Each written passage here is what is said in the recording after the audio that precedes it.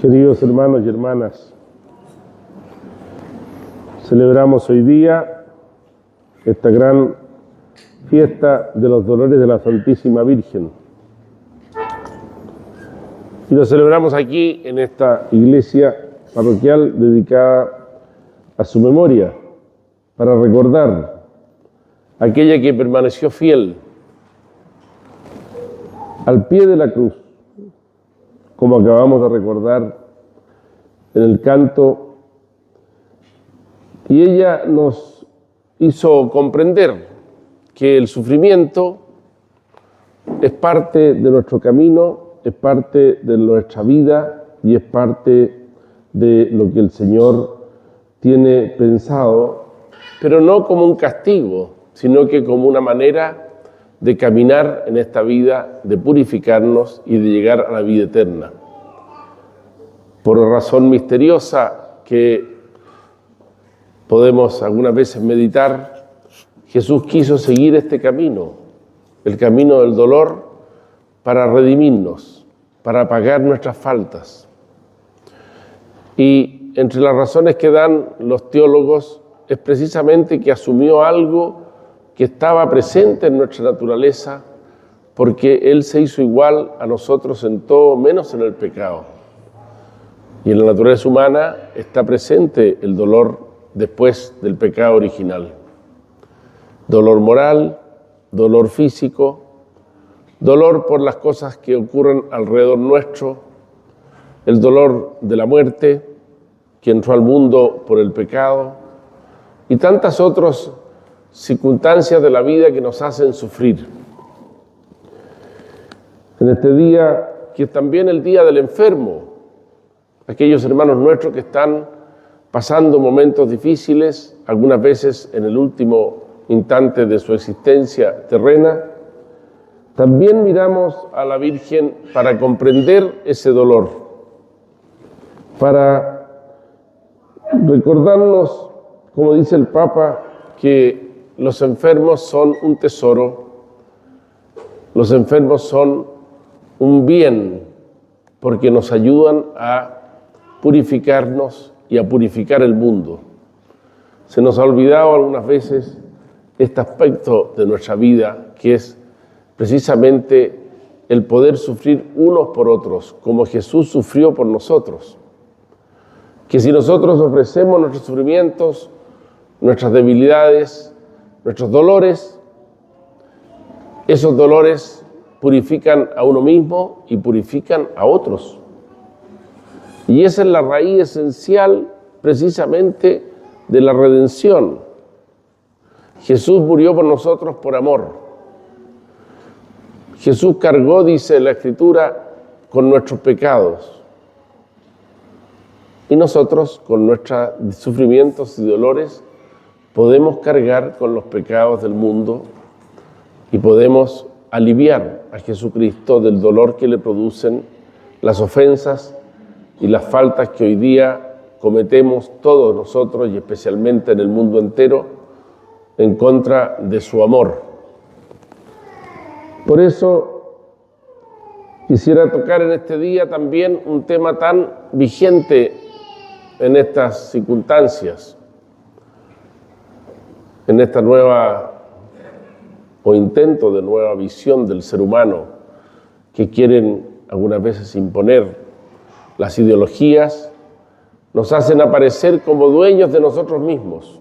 Nosotros, en el fondo, nos hacemos a nosotros mismos. No somos un don, somos cada uno a sí mismo y para sí mismo. Y en el fondo de eso hay un rechazo grande a la misericordia, a la bondad y en muchos casos a la existencia de Dios. Por eso cuando en estos días el Parlamento de nuestro país, en una de sus comisiones, ha aprobado la idea de legislar sobre quitar la vida directamente al que sufre, aun cuando sea con el consentimiento de él, nosotros, como Iglesia, los obispos, toda la comunidad cristiana ha reaccionado diciendo eso es falso. Eso, como dice el Papa Francisco, es una falsa compasión, porque la verdadera compasión no es eliminar el sufrimiento, sino acompañar al que sufre. Porque nuestra naturaleza humana nos ha sido dada, y el que nos la dio, cuando lo estime, nos la va a quitar. Y pasaremos a una vida distinta, que es la vida eterna, prometida a los que hemos intentado ser fieles a las enseñanzas de los mandamientos y del amor de Jesucristo. Por lo tanto, nunca es aceptable, como lo hemos dicho en una declaración los obispos de Chile, un acto que directamente quite la vida a alguien, aun cuando sea con su consentimiento, aun cuando uno pueda pensar, como ha pasado y está pasando en muchos países, sobre todo de Europa, que basta que una persona se sienta de más, que no tiene un lugar en este mundo, que no tiene sentido su vida, para poder expresar que quiere ser eliminada mediante el uso de algún fármaco, especialmente en los casos de una operación, de un tratamiento quirúrgico, de un tratamiento médico. Queridos hermanos, la vida es un don. Jesucristo, nuestro Señor, vino a esta tierra para hacernos presente que el amor del Padre nos ha traído a ella para que vivamos en su presencia y después lleguemos a la vida eterna. Ese es nuestro caminar, ese es nuestro destino, esa es nuestra manera de estar en esta tierra. No nos agotamos aquí, no nacemos por propia decisión, ni morimos por propia decisión. Como resaltaba alguien, todo lo nuestro es un don, la vida, la fe, la familia, y los cristianos lo tenemos claro, y por lo tanto no podemos apropiarnos ese don y disponer de él, porque es completamente contrario a la naturaleza misma de lo que nos ha sido dado. Custodiarla, especialmente cuando es frágil, es un acto de justicia y de amor, como hacemos nosotros con nuestros parientes mayores, como hacemos nosotros con las personas que sufren en nuestros hospitales, como hacemos nosotros con una persona que ha tenido la desgracia de tener un accidente o de sufrir una enfermedad. Comprendemos que es parte del plan de Dios, misterioso, sí. Y todos nosotros tenemos miedo al dolor. Evidentemente, a nadie se le puede imponer el dolor. Lo que hace la medicina, lo que hace la enseñanza de la fe, es que nos dice, disminuye el dolor de esa persona, e incluso usando algunas veces medicinas que por su intensidad pueden adelantar el fallecimiento. Pero lo que no se puede hacer es tener la intención de quitar la vida a alguien. Y lo digo especialmente ahora, precisamente porque el gobierno ha mandado una ley que expresamente pide al Parlamento que se apruebe con urgencia la eutanasia. Y ahora ese ya fue aprobada por la Cámara de Diputados y ahora tiene que pasar a la sala del Senado y hay que orar por esos hermanos nuestros senadores, especialmente por los cristianos. Hay una serie de senadores que son de raigambre cristiana que han manifestado su voluntad de votar a favor de esta ley. Y eso es una contraposición con la enseñanza no solamente de la fe.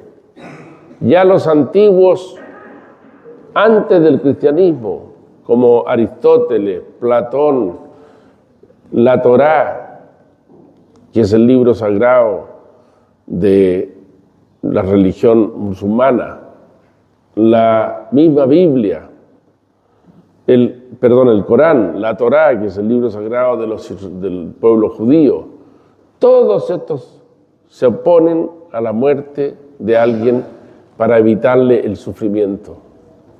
Y con razones que simplemente nuestro Señor después recogió, porque vienen de mucho antes, vienen del mandamiento que Dios dio al pueblo elegido: no matarás. Nunca es posible aceptar un acto directo que quite la vida a alguien, bajo ninguna circunstancia. Nunca es posible que una persona prive a otra del don de la vida, ni en el momento de la concepción, ni en el momento de la muerte, ni en el momento de su vida normal.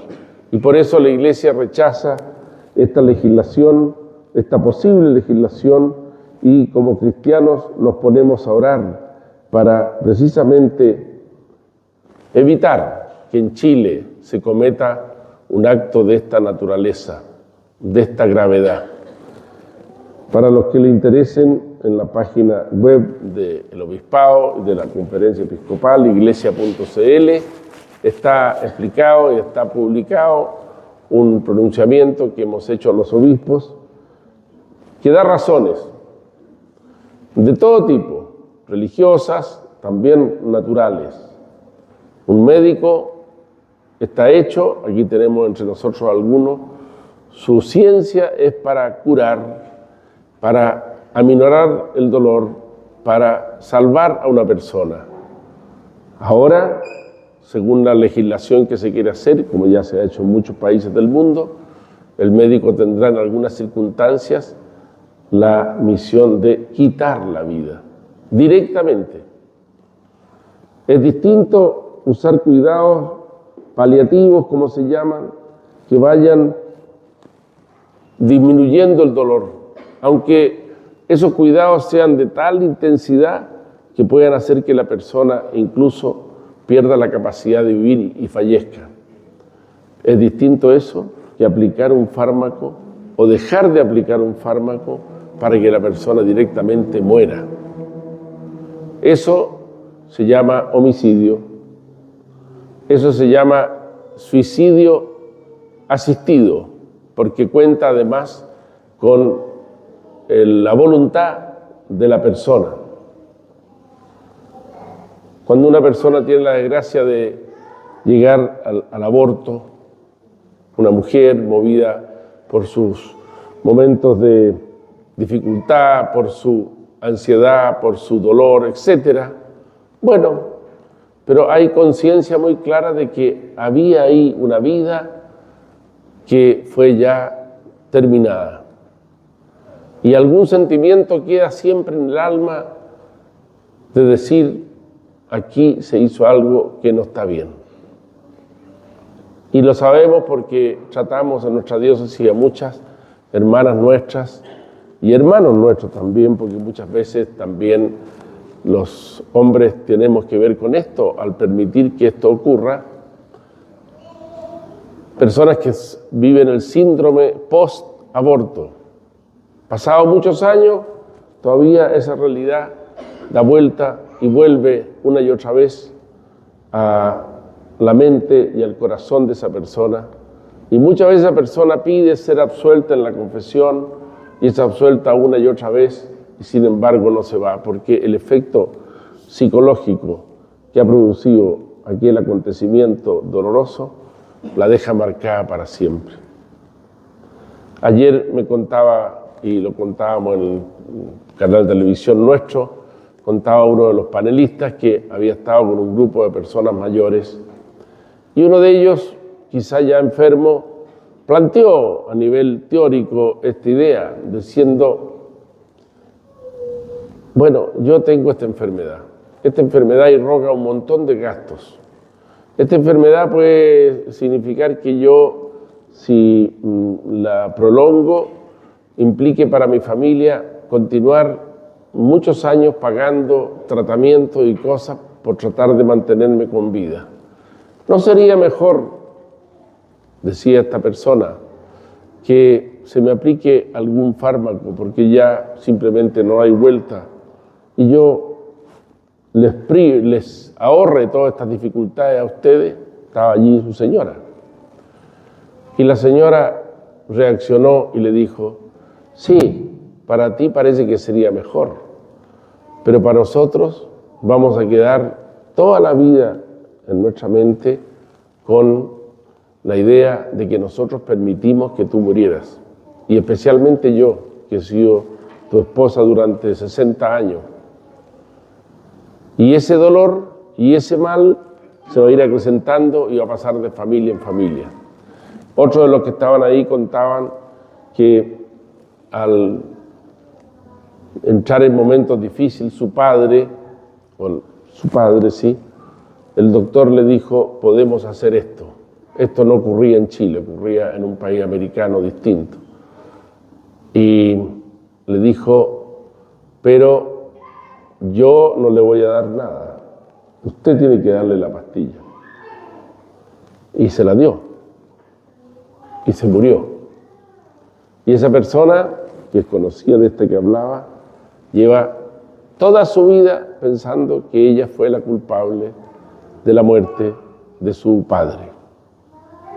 Estos procesos, queridos hermanos, cuando nos metemos en aquellas, vamos a decir, competencias que son de Dios y no nuestras, nos producen problemas a toda la sociedad.